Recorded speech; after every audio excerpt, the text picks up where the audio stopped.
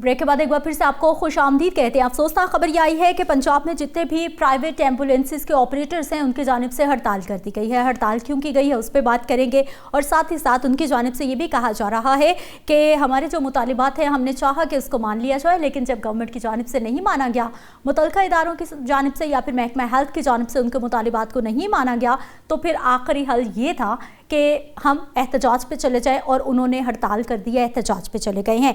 इसी पे बात करने के लिए जावेद इकबाल साहब सीनियर जर्नलिस्ट हमारे साथ स्टूडियोज़ में मौजूद होंगे। सर, आपको प्रोग्राम में खुश आमदीद कहते हैं, लेकिन उससे पहले हम आपको वो मुतालिबात सुनवाना चाहेंगे जो कि पंजाब के सदर हैं प्राइवेट एम्बुलेंस एसोसिएशन के, जो कि पूरी एसोसिएशन की जानिब से मुतालिबात कर रहे हैं। उनका क्या कहना है, वो क्या चाहते हैं, देखिए ज़रा। सर 11 गाड़ियाँ पहले पकड़ी, उन्होंने खड़ी हुई गाड़ियाँ हॉस्पिटल के अंदर खड़ी, ऑर्टी सेक्रेटरी और उसके बाद वार्डन वाले और उसके बाद पुलिस वाले, शुरू पर इन्होंने 11 गाड़ियाँ एक दिन पकड़ी है, उनको लेके के बंद की है। उसके बाद उन्होंने 15 हज़ार का फी गाड़ी का फाइन किया और उन्होंने गाड़ियाँ फाइन भर के गाड़ियाँ वापस दी है। उसके बाद परसों रात को फिर उन्होंने रेड मारी, फिर 4 गाड़ियाँ पकड़ी हुई। हमें कहा जा रहा है कि ये 11 बाइक के अंदर चले, उनकी गाड़ियाँ खटारा हो गई है, वो सर्विस नहीं दे सकती, तो हमारी गाड़ियाँ देखिए जो 70-80 जो रोटी आप कमाते हैं वो गवर्नमेंट के पैसे लेके नहीं रहते सर, वो ये भी उनको सैलरी भी मिल रही है, उनको सैलरी नहीं मिल रही है, उनकी सब्सिडी मिल रही है, गवर्नमेंट उन्हें सब्सिडी दे रही है उस सुधार को चलाने के लिए। ऐसे ही है, ठीक है सर। हमारा तो हमने सारा काम हम खुद कर रहे हैं, इसका हम मेंटेनेंस जो भी काम करवाना हो एवरीथिंग। गवर्नमेंट आपसे नहीं पूछती तो फिर ये हड़ताल कब तक जारी रहेगी? जब तक ये नहीं पूछेंगे हम। आपने सदर अब्दुल रहमान साहब की गुफ्तगू सुनी है। अब मज़ीद डिटेल्स जो थोड़ी बहुत मुझे समझ आई है वो भी जावेद साहब से पूछ लेते हैं और बाकी जावेद साहब बताएंगे, क्योंकि जावेद साहब जो है वो सारा दिन इस इशू पर बात भी करते रहे हैं, इसको कवर भी करते रहे हैं। जावेद साहब, ये एम्बुलेंस यूनियन क्यों एहतजाज पे चली गई है? वो कह रहे हैं जी हमें पुलिस तंग कर रही है, हमारे चालान हो रहे हैं, सिटी ट्रैफिक पुलिस रोक लेती है, 11 गाड़ियाँ बंद कर दी जाती हैं। क्या मामला समझ आया सर आपको? और सब्सिडी की भी बात हो रही है, वो क्या है? शुक्रिया मैडम। हाँ, ये किस्सा थोड़ा सा पुराना है। ठीक। आप हमारे नाज़रीन को ये पता होना चाहिए कि जो एमरजेंसी सर्विसेज एक्ट है 11/22 का, ये 2006 में परवेज़ लाई गवर्नमेंट में बना और इसके बानी जो थे वो साबिक़ वज़ीर सेहत डॉक्टर ताहिर अली जावेद थे। बड़ा काम किया। अब एक नोटिफिकेशन जारी होता है, जब असल में मैं आपको ये बता दूं कि ये सिर्फ ताकत, चुदराहट और आमदन का रौला शुरू हो गया है। अब गवर्नमेंट ये चाह रही है कि हर चीज़ उनके कब्जे में आ जाए और उससे वो इनकम हासिल करे, आमदन बढ़ाए, रेवेन्यू बढ़ाए और बोझ गवर्नमेंट का कम करे। मुझे जो समझ आती है, ठीक। ये 25 अक्टूबर 2025 को जैसे ही एमरजेंसी सर्विसेज जो है ये आज़ाद हुआ होम डिपार्टमेंट से, तो इसके जो सेक्रेटरी बने डॉक्टर रिजवान नसीर साहब जी, एक नोटिफिकेशन जारी किया जिसकी जो 9 नुकात पर मुश्तमिल वो नोटिफिकेशन है, ठीक, जिसमें वो कहते हैं कि पंजाब के अंदर जितनी प्राइवेट एम्बुलेंसेज हैं, चाहे वो ईदी की हैं, चाहे वो पाक की हैं, ठीक, चाहे वो प्राइवेट मालकान की हैं, हाँ, वो अंडर अम्ब्रेला होंगी 1122 के, ठीक, इसके अंडर काम करेंगी। हाँ, उनके गुलाम होंगे, उनके मुलाजिम होंगे। हाँ, और हर डिस्ट्रिक्ट ऑफिसर जो है 1122 का, वो जो 9 नुकाती SOPs दिए हैं उस पर अमल दरामद का पाबंद होगा। हाँ, और अगर कोई प्राइवेट एम्बुलेंस वाला या ईदी वाला या जो भी दिस एंड दैट इज काम करते हैं, फ्लाई लोगों के लिए मुफ्त सर्विसेज फराहम करते हैं, तो जो उसकी बात नहीं मानेगा, इस एक्ट की दफा 25 के तहत उसके खिलाफ कार्रवाई होगी। वो एम्बुलेंस बंद होगी। हाँ, भले उसमें मैयत पड़ी हो। हाँ, भले उसमें जो है वो मरीज मुंतकिल किया जा रहा हो। ठीक। अब देखना यह है कि ये एमरजेंसी एक्ट 2006 की सेक्ट नंबर 25 क्या है। ये कहती है कि तमाम तर इख्तियारात प्राइवेट एम्बुलेंसेज को, ईदी को या जो भी है उसको रजिस्ट्रेशन कराना होगी। ठीक है। 1122 से लाइसेंस उन्हें इशू किया जाएगा, ट्रैफिक पुलिस से भी लेना होगा। हाँ, और 1122 से भी लेना होगा। ठीक है। और उसकी एक फीस लागू की जाएगी। ठीक है। अगर उसमें वो कहते हैं कि तमाम तर जो जिम्मेदारी है वो प्राइवेट एम्बुलेंस वाले की होगी कि उसने मरीज कहाँ से हासिल किया, कहाँ से मैयत हासिल की, वो किस बीमारी से मरा और किस अस्पताल से उसकी मैयत लेकर कहाँ जा रहे। यानी कि इस दफा के तहत अगर वो जो 9 निकाती SOPs दिए गए हैं जी। उस पे कोई एम्बुलेंस वाला अमल नहीं करता तो उसको 50,000 रुपए जुर्माना मौका पर, ठीक है, जो डिस्ट्रिक्ट इमरजेंसी ऑफिसर है वो कर सकता है, और 6 माह तक कैद कर सकता है या दोनों सजाएं बेवक्त दे सकता है। हाँ। लेकिन ये अभी खोखला है, इसके लिए मजीद इन्हें असेंबली में जाना पड़ेगा। जावेद साहब मुझे आपका जो है ना वो पॉइंट ऑफ व्यू समझ आया है। जो 1122 इदारा है या रिजवान नसीर साहब है, उन्होंने जो 9 निकाती एजेंडा आपने कहा कि SOPs जारी किए हैं, मेरा ख्याल है कि वो इस सिस्टम को एक सिस्टमैटिक रजिस्ट्रेशन में लाना चाह रहे हैं जी, कि जो जहां पर भी फलाही काम कर रहा है जी, चाहे वो किसी भी तरह के रजाकार हैं या फिर एम्बुलेंसेस सर्विसेज हैं, कोई प्राइवेट है, तो उनको गवर्नमेंट के किसी इदारे को पता होना चाहिए कि कौन कहां कैसे ऑपरेट कर रहे हैं। ऐसे ही है। मुझे तो सर ये बेहतर लग रहा है सिस्टम के कम से कम कोई रजिस्ट्रेशन होगी, पता होगा। ये प्राइवेट एम्बुलेंसेज वाले जो है, खुदा न खास्ता अस्पताल में किसी का मरीज मर जाता है, उसको एक से दूसरी जगह शिफ्ट करना पड़ता है सर, ना इनके पास प्रॉपर जो है वो ऑथराइज्ड पीपल होते हैं, ना पढ़े लिखे लोग होते हैं जिनको फर्स्ट एड की ट्रेनिंग हो, ना इनके पास, और फिर इनके जो चार्जेस हैं, जो इनके रेट हैं, वो इनके मनपसंद होते हैं सर। ये भी तो ब्लैकमेल करते हैं। आप सही जगह पहुंच गई हैं। हाँ, सर मैं आ रहा था, बिल्कुल।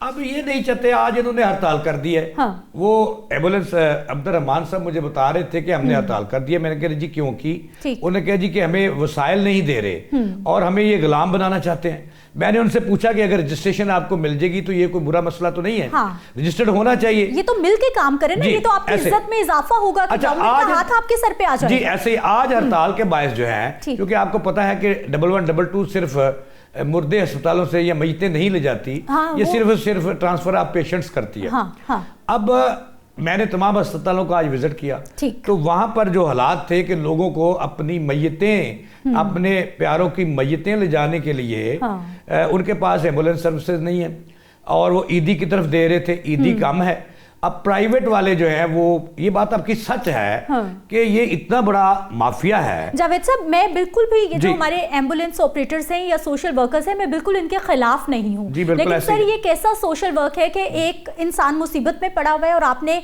एक तरह का जिम्मेदारी ली है कि हमने लोगों को जो मुसीबत में उनकी मदद करनी है, और दूसरी जानिब आप हड़ताल करके उनको ब्लैकमेल कर रहे हैं। जी ऐसे। अब डॉक्टर रिजवान नसीर जो सेक्रेटरी हैं, अभी नए सेक्रेटरी बने हैं, इस महकमा अलग हुआ है, पहले डीजी हुआ करते थे, पहले डीजी थे और ये महकमा होम डिपार्टमेंट फिर कई लोगों के अंडर रहा। अब उन्हें चाहिए ये था, ये कानून बुरा नहीं है, उनकी नीयत पे शक नहीं है। अब उन्हें चाहिए ये था कि इनको पहले अवेयरनेस देते। अब जैसे मैंने कहता होता हूं कि कानून पहले आ जाता है, अवेयरनेस बाद में आती है। अब इसका इलाज पकड़ दकड़ नहीं है कि गाड़ियां 15-15 हज़ार रुपये जुर्माना करो। वो कहते हैं जी कि ये कोई बड़ी अच्छी बात है कि SOP में शामिल है कि जो प्राइवेट एम्बुलेंस होगी उसका ड्राइवर जो है वो हेल्दी होगा, बीमारियों से पाक होगा, और जो डिस्पोजेबल सिस्टम है उसके अंदर होगा, एक मेडिकल टेक्नीशियन एम्बुलेंस में हाथ में होगा। ये अच्छी बात है, लेकिन इस पर जो अमल दरामद है उसके लिए डंडा इस्तेमाल नहीं करना चाहिए। उसके लिए पहले अवेयरनेस करनी चाहिए, अवेयरनेस उनको शऊर बेदार करना चाहिए कि लेकिन जावेद साहब, हम भी तो डंडे की कौम बन गए ना, हमें भी तो असर नहीं होता। आप ये देखिए कि आपने ट्रैफिक कवानीन जो सख्त हुए हैं, जो जुर्माने बढ़ा दिए हैं, पहले जिसको ज़ेब्रा क्रॉसिंग का नहीं पता था, पहले उसको जो स्टॉपिंग लाइन का नहीं पता था, आप मॉल रोड पे किसी भी सड़क पे जाके देख लीजिए सर, वो सारे लाइन के पीछे खड़े हुए होते हैं, वरना वो अगले सिग्नल तक पहुंचे हुए होते हैं। इतनी बेसब्री कौम है हम। सर डंडे के अलावा क्या इलाज है? मैडम मसला ये है कि जैसी आवाम होती है वैसे हुक्मरान होते हैं, जैसे हुक्मरान है वैसी आवाम है,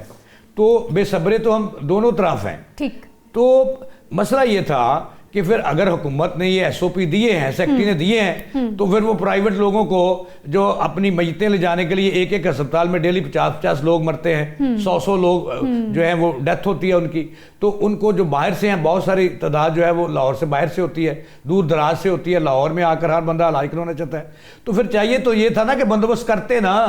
आज सर्विसेज के अंदर लोग रोल रहे थे अपने प्यारों की मयतें रखकर, कि वहां पर जो है वो एम्बुलेंस उन्हें मिले, फिर वो प्राइवेट गाड़ियां महंगे दामों हायर कर रहे थे। कानून तो अच्छा है, अगर इस पर अमल दरामद नसीर साहब करवा जाएं तो ये एसओपी बहुत अच्छे हैं। आपको लगता है कि सख्ती ना करें, पहले थोड़ी मोहलत दे दें, पहले अवेयरनेस दे दें, पहले उनको मना लें कि आके ये सब अच्छा, क्योंकि जिस इंसान का ये जो आप कुछ सोशल वर्क इदारे हैं वो तो चले एक पूरे नाम के तहत काम कर रहे हैं, यहाँ तो जिसका दिल चाहता है वो एक गाड़ी खरीदता है और एम्बुलेंस, उसने तो कारोबार से बनाया हुआ है, ये कारोबार वाला कोई भी नहीं, बिल्कुल कारोबार है।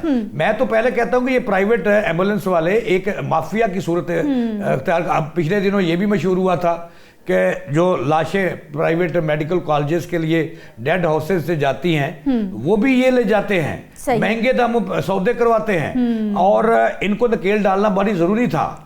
लेकिन मेरा नुक्ता नजर सिर्फ ये है कि कानून बहुत अच्छा है, नोटिफिकेशन बहुत अच्छा है, लेकिन इस पर अमल दरामद के लिए ये जरूरी नहीं है कि पकड़ दकर एम्बुलेंस बंद कर दो, 15,000 रुपये जुर्माना करो।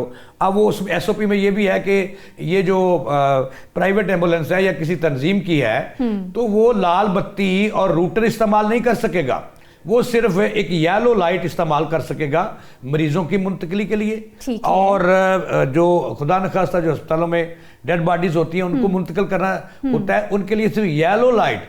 और जब वो जेब्रा क्रॉसिंग या इशारा, पहले तो ये था ना कि बादर पिदर आजाद थे कि कूं करते रहे और इशारे काटते रहे और हादसा होते रहे।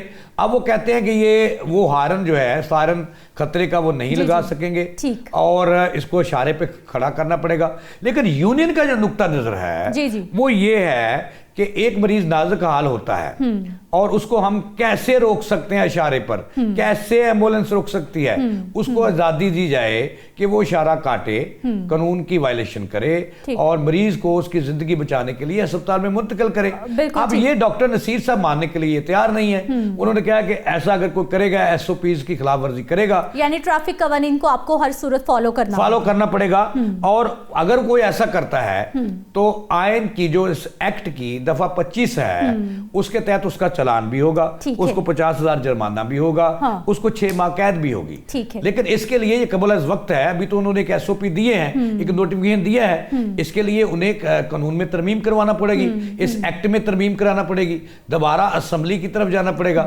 अब इससे जब 2-4-10 गाड़ियां इनकी बंद हुई हैं तो उससे खौफ व हरास फैल गया है। लेकिन पाकिस्तान में एक कल्चर बन गया है कि कोई भी मसला हमने हुकूमत अगर नहीं सुनती तो फिर जैसे हुकूमत अपने कानून पर अमल दरामद करवाने के लिए डंडा इस्तेमाल करती है, ऐसे ये लोग भी सड़कों पर आ गए एहतजाज करते हैं और ये लोग सड़कों पर आ गए हैं। आज जनाब में हड़ताल थी, आज म्यो में हड़ताल थी, आज सर्विसेज में हड़ताल थी, आज जो है वो तमाम हॉस्पिटलों में उन्होंने सर्विसेज बंद की और गाड़ियां जो हैं वो अस्पतालों के बाहर खड़ी कर दी और लोग जो है वो रोते रहे डॉक्टर नसीर की जान को। कि चाहिए तो ये था कि डॉक्टर नसीर साहब आप उनको एम्बुलेंस मुतबादल सर्विस मुहैया करते और वो प्राइवेट गाड़ियां जो हैं वो मसलन पिकअप इस्तेमाल वो लोगों अपनी मयतें ले जाने के लिए इस्तेमाल करते रहे और वो महंगो दामों ने लूटते रहे, जैसे ये एम्बुलेंस माफिया लूटता है वैसे वो लूटते रहे। अच्छा जावेद साहब, ये जो सारे पॉइंट्स आपने बताए हैं ना कहीं मेरा ख्याल है ये काफ़ी अरसे की खराबियां हैं जिस पे ये सख्ती से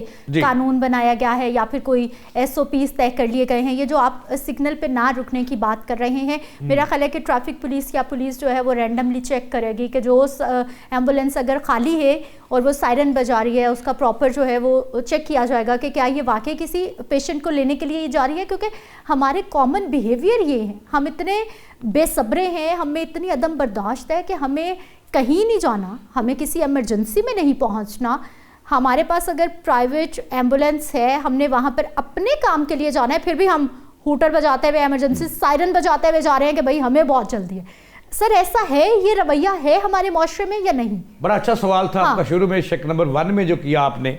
देखिए ये एक्ट इमरजेंसी एक्ट 2006 में बना और उसमें ये तमाम चीजें शामिल थी कि जो प्राइवेट एम्बुलेंस है वो किसी एनजीओ की एम्बुलेंस है, लोगों ने कमाई के लिए एम्बुलेंस बनाई हुई है, बिल्कुल एनजीओ ने बनवाई हुई बिल्कुल बनी। तो देखें उनके लिए एक्ट में मौजूद था कि इन तमाम एम्बुलेंस की ये रजिस्ट्रेशन करते और उनको लाइसेंस जो है वो जरूरी है। किसी ड्राइवर के पास जो 80% ड्राइवर हैं एम्बुलेंसेस के उनके पास ड्राइविंग लाइसेंस नहीं है। क्या बात है, ठीक है। यानी आप वो जिसकी जान बचाने के लिए आप जा रहे हैं, आपने तो उसकी जान मजीद खतरे में डाल दी है कि आपके पास। मैडम कितने साल हो गए? 19 साल हो गए। बिल्कुल 2006 से 6 गवर्नमेंट तब्दील हुई, किसी को ख्याल नहीं आया कि इस एक्ट पर अमल दरामद करना है और इसको हमने आगे लेके चलना है। इन एम्बुलेंसेज माफिया को हमने नकेल डालनी है, इनको हमने रजिस्टर्ड करना है, और किसी तबीयत खराब हो जाती है एम्बुलेंस में मरीज मुंतकिल किया जाता है। चलें जावेद इकबाल साहब, मैं तो यही कहना चाहूंगी कि सर देर आए दुरुस्त आए, लेकिन एक बार फिर कि बिल्कुल भी ये मामला नहीं है कि मैं कोई जो प्राइवेट एम्बुलेंस ऑपरेटर्स हैं मैं उनके ख़िलाफ़ हूँ, बिल्कुल मैं ख़िलाफ़ नहीं हूँ, बल्कि मैं सिर्फ उन रवैयों के ख़िलाफ़ हूँ जो कि हमारे माशरे के लिए नेगेटिविटी को बढ़ाते जा रहे हैं बजाय इसके कि हम लोगों की मदद करें। बहुत शुक्रिया जावेद साहब प्रोग्राम में शामिल होने के लिए। मुझे आपने इजाज़त देनी है, कल के प्रोग्राम में मिलते हैं। अल्लाह निगहबान।